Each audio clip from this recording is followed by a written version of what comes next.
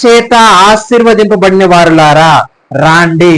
లోకము ఏమన్నా, లోకం పుట్టిన మొదలుకొని మీరు సిద్ధపరచబడినారు. ఎవరంటే వీళ్ళు?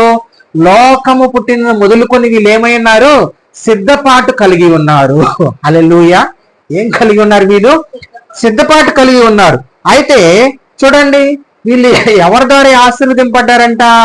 నా తండ్రి చేత ఆశీర్వదింపబడిన వారులారా, లోకం పుట్టిన మొదలుకొని మీరు ఏమై ఉన్నారు? సిద్ధపరచబడి ఉన్నారు. దేని కొరకు సిద్ధపరచబడి ఉన్నారు?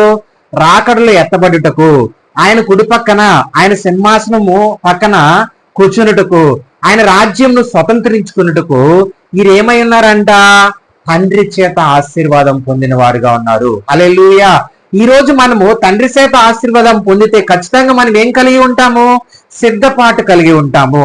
ఇదే అధ్యాయంలో పైన మనం ఒకసారి జ్ఞాపకం చేసుకుంటే, అక్కడ 10 మంది కన్యకలు